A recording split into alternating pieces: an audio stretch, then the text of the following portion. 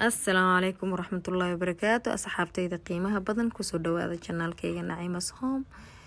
labadan bari waa maqnaa caajis dartiis iyo mataqaana fiidiyowga in la tuubo oo la edit gareeyo ay hawl badan tahay. wixii waa nagu cusub yahay, waxaan rabnaa idinka inaa horey noo wataan fiidiyowga insha Allah mataqaana la kareysin meel fog u gaaraya. inta i daawanaysa kali haday la kareysa xataa mataqaana kaal iska arag buu noqonaya. please marka fiidiyowga daawadin waxaan idinka codsanayaa inaa la kareysin, inaa dhameysatiin mataqaana insha Allah si uu meel fiican u gaaro. shaqada culus oo haynana Ilaahay noogu guuleeyo.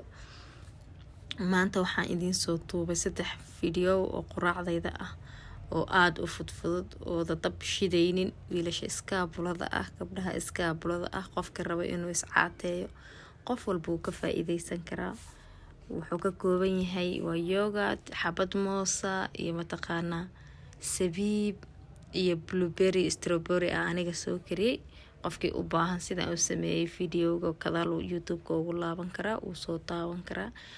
Greek yogurt isticmaalayna. Greek yogurt uu ka fiican yahay plain yogurt mar walba, uuna ka adag yahay, taste fiican una leeyahay, xogaa healthy waaye, fat ma lahan. moos yaran ku darsanaynaa, sabiiban korka uga soo darsanaynaa, waxaan ku darsanaynaa jamkaasaan ku darsanaynaa.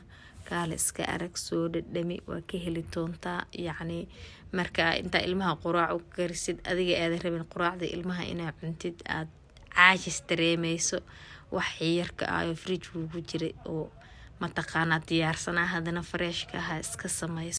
maasha Allah sida quruxda badan oo ku soo baxay waa ka heli doontaa. energy-na waa ka helaysaa, faadna ma laha, qadadana waa ku gaari kartaa.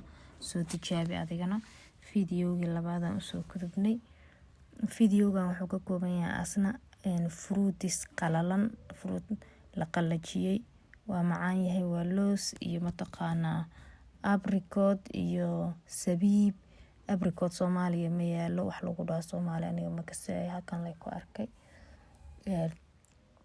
iyo laba beeri ah isku jirto. isla yogurt-keeni Greek ah ayaan ku darsanaynaa insha Allah. meesha yogurt-ka ani aan uga daray adiga waxa ku bedelan kartaa caano. haddii rabti inuu ku qoyo 2 saac ka hor ku dhigan kartaa. haddii kalena yogurt-ka laftirkiisa maasha Allah waa isticmaali kartaa, aad u fiican yahay. wax moos kuma darsan doono fiidiyowga gadaashiisa. timir iyo moos iyo meesha yaala, laakiin kuma isticmaali doono. qofkii rabana wuu isticmaali karaa. fruitka qoyan uu isticmaali karaa, timir ku darsan karaa, moos ku darsan karaa.